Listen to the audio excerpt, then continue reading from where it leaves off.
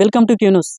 Shri Vighneshwara man power పేరుతో travel agency పెట్టి వీసాలు ఇప్పిస్తాం, యూరోప్ కంట్రీలకు పంపిస్తామని చెప్పి నమ్మబలికి దాదాపు 100 మంది దగ్గర కోట్ల రూపాయలు వసూలు చేసి తర్వాత నకిలీ వీసాలు, నకిలీ స్టాంపులతో జనాలను మోసం చేసిన ఘటన జగిత్యాల జిల్లాలో చోటు చేసుకుంది.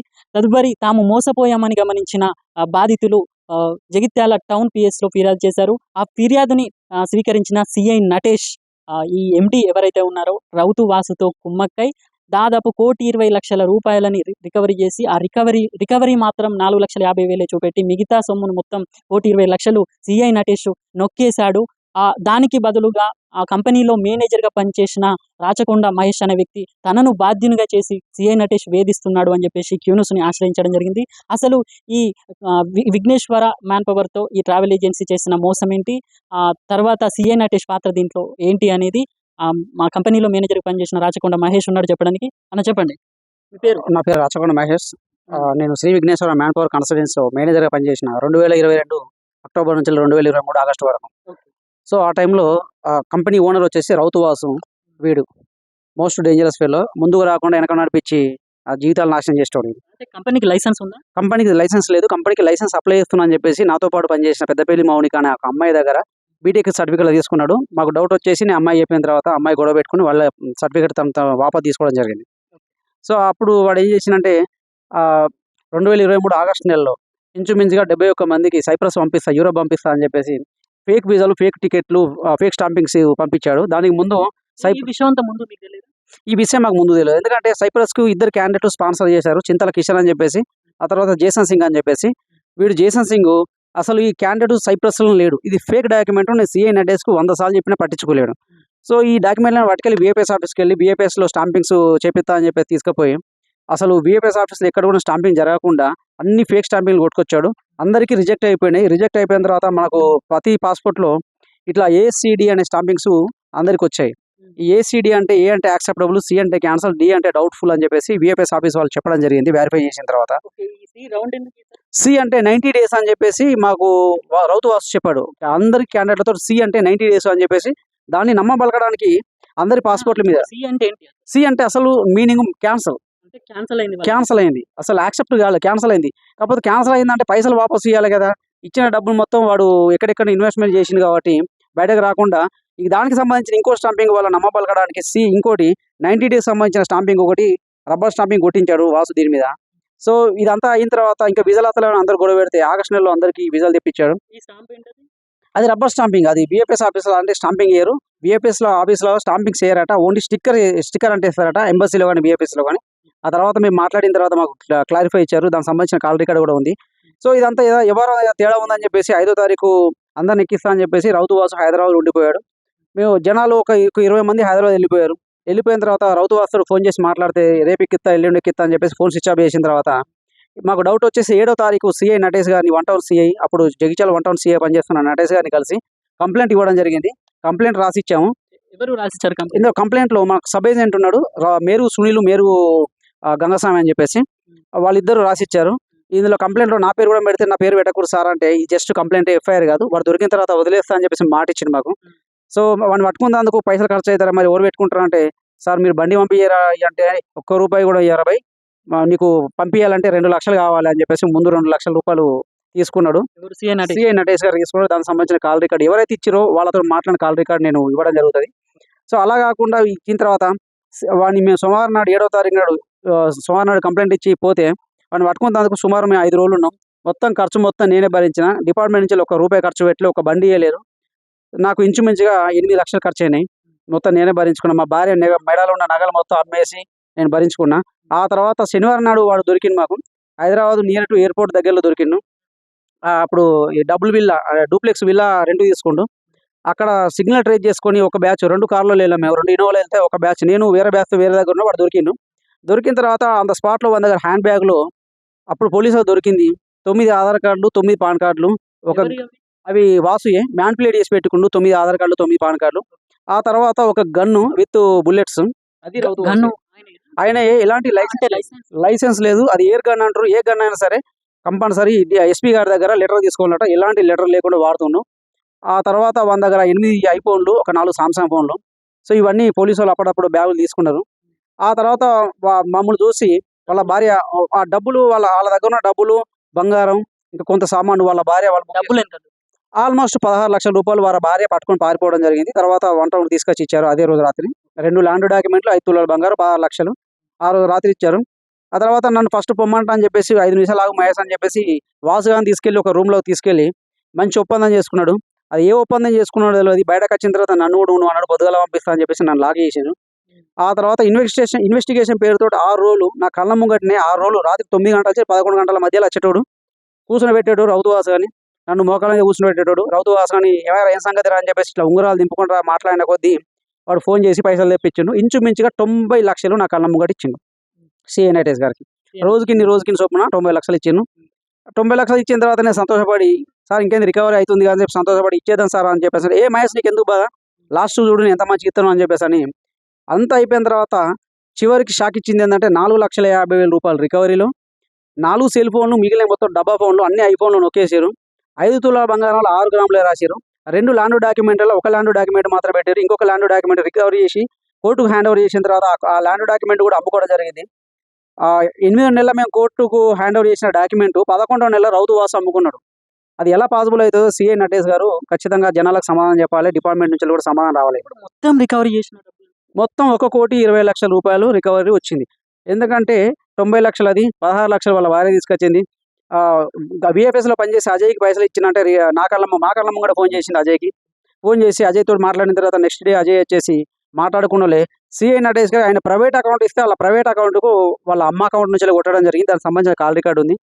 ఆ తర్వాత ఐడిబిఐ బ్యాంక్లో పనిచేసే ఒక ఎంప్లాయీ ఉన్నాడు కార్తిక్ అని చెప్పేసి ఆయన 3,00,000 తీసుకుంటే అది 3,00,000 ఇచ్చేసాను. అక్కడ తీసుకున్న హౌస్ రెంట్ ఒక 3,00,000, ఇక్కడ ఆఫీస్ రెంట్ ఒక 3,00,000 బ్యాక్ ఇచ్చేసారు క్యాన్సిల్ చేసిన తర్వాత లీజ్ డీడ్. మొత్తంలోకి అయితే 1,20,00,000 పైచీలకే వచ్చింది రికవరీ. సిఐ నటే చూపెట్టింది ఎంత? 4,50,000 రూపాయలు మాత్రమే రికవరీలో చూపించి అందరినీ మోసం చేసింది. మిగతా డబ్బులు ఎక్కడ పోయినాయో వాళ్ళకి ఇప్పటికీ తెలియదు. అది మరి రికవరీ చూపించాలంటే మరి నటేష్ సార్కే తెలియాలి కదా. సో దాని గురించి నటేష్ సార్ ఖచ్చితంగా దానికి సమాధానం చెప్పాలి. అలాగే ల్యాండ్ డాక్యుమెంట్ ఏదైతుందో ల్యాండ్ డాక్యుమెంట్ నెంబరు 7891/2023 ఈ డాక్యుమెంట్ 8వ నెల రోజున కోర్టు హ్యాండ్ ఓవర్ చేస్తే 11వ నెల 18వ తారీఖు నాడు రౌతు వాసు బినామైన జోసఫ్ రవీంద్రకి అమ్ముకోండి. ఆయన పేరు అసలు పేరు బోనగిరి రవీందరు, అందరూ జోసఫ్ అని పిలుస్తారు. ఆయనకు అమ్మేసుకుండు 40,00,000కి అమ్ముకోండు. దాని కూడా మన రౌతు వాసు గారు సంతోషంగా ఒక 10 లక్షలు కొట్టినట్టు మాకు సమాచారం అందింది. సో మొత్తం కౌంట్ చేస్తే 1,30,00,000 సిఐ నటేష్ గారి చేతికి వెళ్ళినాయి. 1,30,00,000 రూపాయలు సేఫ్గా తీసుకొని రౌతు వాసుకు జస్ట్ ఓన్లీ 420 కేసు పెట్టి గన్ను దొరికితే వెపన్ సంబంధించిన ఎలాంటి కేసు లేకుండా, ఆధార్ కార్డులకు పాన్ కార్డు మ్యానిపులేట్ చేస్తే ఎలాంటి కేసు లేకుండా, ఈ దేనికి సంబంధం లేకుండా ఇప్పుడు ఈ భూమి అమ్ముకున్నాడు సీజ్ చేసిన భూమి అమ్ముకుంటే దానికి సంబంధించిన కేసు పెట్టకుండా ఏది లేకుండా ఆయనే జగిత్యాల అక్కడ సర్వీసులు ఉండగానే ఇవన్నీ జరిగినాయి. సో ఇప్పటికీ బాధితులకు కానీ నాకు కానీ ఎలాంటి న్యాయం జరగలేదు. అలాగే రౌతు వాసు దగ్గర ఒక స్కూటీ కూడా దొరికింది. అప్పుడే జస్ట్ బ్రాండ్ న్యూ స్కూటీ, అది కూడా తీసుకొచ్చి చూపించలేదు. ఆ తర్వాత 2 కార్లు సీజ్ చేశారు. సీజ్ చేసి అక్కడ పెట్టినట్టే ఉన్నాయి అంతే, మిగిలిన ఇవి కూడా చూపించట్లేదు. ఈ బాధితులను సంప్రదించినప్పుడు రాచకొండ మహేష్ మేనేజర్ పనిచేసాడు, ఆయనదే బాధ్యత, మిమ్మల్ని బాధ్యతని చేస్తూ మాట్లాడుతున్నారు.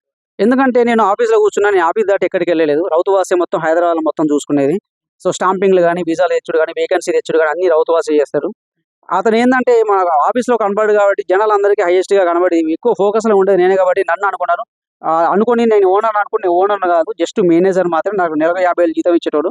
మిగిలిన ఎంప్లాయీస్కి ఎవరికి ఫోన్ చేసి అడిగినా కూడా చెప్తారు వాళ్ళు. వాళ్ళతో కూడా నేను మాట్లాడడం జరిగింది. వాళ్ళు ఎంక్వైరీ పేరులో ఇప్పుడు ఎంక్వైరీ అంటే ఇన్వెస్టిగేషన్ చేస్తే ఎలాగంటే ప్రతి డాక్యుమెంట్ చెక్ చేయించాలి, వెరిఫై చేయించాలి. మా ఆఫీస్లో పనిచేసిన అందరూ పిలిచేసి చెక్ చేయాలి. ఎవరిని పిలవలేరు, ఎలాంటి డాక్యుమెంట్ చెక్ చేయలేరు. 4 డబ్బాల బాక్సులు తీసుకొచ్చిండు డాక్యుమెంట్లు మా ఆఫీస్లోకి వెళ్ళి అన్ని కట్టలు కట్టే మూల పడేసిండు. ఇది కూడా చెయ్యాలి. Focus on the money, just Rautu Vasu గారు ఇచ్చే పైసల మీద ఫోకస్ పెట్టుడు తప్ప ఎలాంటి న్యాయం చేయకుండా నన్ను రోడ్డు మీద పడేసిండు. నేను పోలీసులతోటి రౌతు వాసు గారిని పట్టుకునే సందర్భంలో నేను పారిపోలేదు, కానీ పారిపోయిండు 5 కోట్లతో అని చెప్పేసి అబద్ధపు ప్రచారాన్ని అన్ని టీవీ న్యూస్ ఛానల్కి ఇచ్చేసి జీతం తప్ప మీరు ఏమి బెనిఫిట్ పొందలేదా ఎక్స్ట్రా? నాకు జీతం తప్ప ₹1 కూడా ఎక్స్ట్రా తీసుకోలేదు. ఎందుకంటే ఇలాంటి డౌట్ వస్తుందని చెప్పేసి నేను సిఐ నటేష్ గారికి అదే రోజు నేను నాకు సంబంధించిన బ్యాంక్ స్టేట్మెంట్ ప్రింట్ చేసి ఇవ్వడం జరిగింది. అందులో వాళ్ళు క్యాల్కులేట్ చేస్తే 1,60,00,000 రూపాయలు నా అకౌంట్ నుంచి వాసుగా నా అకౌంట్కి పోయింది. ఇందులో ఇంకో గమ్మత్తైన విషయం ఏంటంటే రౌతు వాసుకు సంబంధించిన బ్యాంక్ స్టేట్మెంట్ ఎందుకు బయట పెట్టలేదు సిఐ నటేష్ గారు. అలాగే పట్టుకున్నప్పుడు రౌతు వాసు తోటి మాట్లాడేటప్పుడు వాడు ఏమన్నా అంటే సీఏ నటేష్ ఒక మంచి జోగి చెప్పిండు, నేను పాత బస్ స్టాండ్కి కవర్లో ఉన్న పైసలు ఇచ్చేటోని ఆడు చక్కగా వెళ్ళిపోయేటోడు, వాడు ముక్కు తెలియదు ముఖం తెలియదు, ఇలా రేపు 10,000 రూపాయలు అంటే కాగితం పెట్టుకొని తిత్తలేము, అకౌంట్ ట్రాన్స్ఫర్ పెట్టిన అంత గుడ్డి చెప్తే ఈ సార్ సంబరపడి ఆయన కూర్చొని గ్రీన్ టీ ఇచ్చేసి నన్ను మోకాళ్ళ మీద కూర్చొని కొట్టిండు. మిమ్మల్ని నన్ను మొక్కన కూర్చోబెట్టి కొట్టిండు, వాడిని గ్రీన్ టీ ఇచ్చిండు.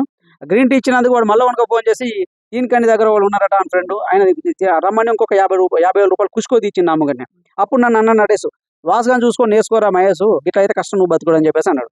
వాడిని చూసి నేను ఏం నేర్చుకోవాలి, జనాల కొంపలు ముంచుడా, జనాల జీవితాలు నాశనం చేసి నేర్చుకోవాలని చెప్పేసి నేను సీఏ నటేష్ని అడిగిన, అంటే నన్ను దన్నిండు.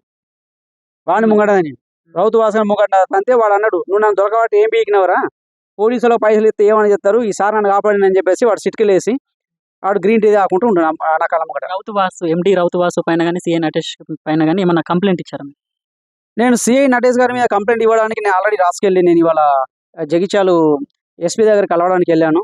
అయితే అక్కడ ఎస్పీ ఆఫీస్లో పనిచేసే వాళ్ళు ఏమన్నా డిఎస్పీ దగ్గరికి వెళ్ళమన్నారు. అక్కడికి వెళ్తే ఎవరు ఎలాంటి స్పందన లేదు. సో నేను తదుపరిగా నేను పై ఆఫీసర్ని కన్సల్ట్ అవ్వడానికి నేను అనుకుంటున్నాను. సో దీని మీద ఖచ్చితంగా జనాలకు న్యాయం జరగాలి. ఎందుకంటే చాలామంది జనాలు నాకు ఫోన్ చేసి నేను చంపేస్తా, నేను ఓడిచేస్తా, నీ పిల్లల్ని కిడ్నాప్ చేస్తా అని చెప్పేసి నాకు బెదిరింపు కాల్స్ వస్తున్నాయి. సో ఇలాంటి సందర్భంలో మొన్న రీసెంట్గా నేను జగిత్యాల డిఎస్పీ ఎస్పీ గారిని కలిసిన తర్వాత రౌతు వాసు మీద, నేను సిఐ మీద కానీ రౌతు వాసు మీద జరిగిన విషయం మొత్తం చెప్పిన తర్వాత 15 రోజుల క్రితం సిఐ నటేష్ గారు ఒక మధ్యవర్తితో నాకు ఫోన్ చేయించడం జరిగింది. మహేష్, నా గురించి ఎక్కడ కూడా ఏం చెప్పకు, నీకు పైసలు కావాలంటే ఇస్తా, నీకు జాబ్ సెట్ చేస్తా, నీకు ఏదంటే చేస్తా అని చెప్పేసి నాకు ఒక రూపాయి వద్దు, బాధితులకు న్యాయం చేయరు, తీసుకున్న పైసలు మొత్తం రికవరీ కింద ఇచ్చేయరు అని చెప్పేసి అంటే, నేను నువ్వు ఏం చేసుకుంటే చేసుకో, నీకు ఏదో చేద్దాం అనుకుంటే నువ్వు ఇట్లా మాట్లాడతావు అని చెప్పేసి నన్ను బెదిరించింది ఆయన. మీరు ఏం కోరుకుంటున్నారు? నేను కోరుకున్నది ఒకటే, ఇందులో నాకు పాత్ర ఎలాంటి లేని, ఒక రూపాయి కూడా జనాలు ఏం లేదు, బాధితులకు న్యాయం జరగాలి. నటేష్ గారు తీసుకున్న 1,20,00,000 రూపాయలు రికవరీ తీసుకొని గవర్నమెంట్ ఏదైతే డిపార్ట్మెంట్, పోలీస్ డిపార్ట్మెంట్తో సిఐ నటేష్ గారి మీద సీరియస్గా యాక్షన్ తీసుకొని అతను తీసుకున్న 1,20,00,000 రూపాయలు రికవరీ తీసుకోవాలి. వెంటనే అతన్ని సస్పెండ్ కానీ డిస్మిస్ కానీ చేసేయాలి. అలాగే రౌతు వాసుకుని మీద ఖచ్చితంగా పోలీసు వాళ్ళు ఫోకస్ పెట్టేసి వాడిని వీళ్ళంతా తొందరగా పట్టుకోండి సార్, ఎందుకంటే వాడు ఇంకా చాలామంది జీవితాలు నాశనం చేస్తాడు ఇలాంటివి చేసుకుంటూ. అలాంటి క్యాండిడేట్ సమాధానానికి చాలా చేటు, అది నేను కోరుకునేది.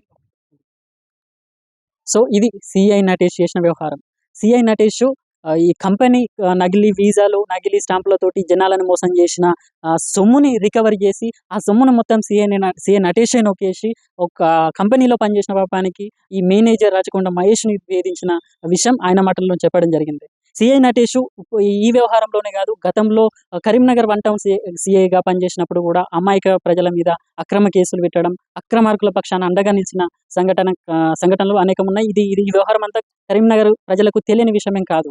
ఇప్పటికైనా ఈ ట్రావెల్ ఏజెన్సీ వ్యవహారంలో జరిగిన స్కామ్ని ఉన్నతాధికారులు ఎవరైతే ఉంటారో వాళ్ళు ఇది స్పెషల్గా ఈ కేసుని దర్యాప్తు చేసి సిఐ నటేష్ పైన, ఈ కంపెనీ ఎండీ పైన చర్యలు తీసుకొని వాళ్ళు నొక్కేసిన డబ్బుల్ని తిరిగి జనాలకు ఇప్పించాలని చెప్పేసి ఇతను కూడా కోరుతున్నాడు. క్యూన్యూస్ పక్షాన కూడా అదే కోరుతున్నాం.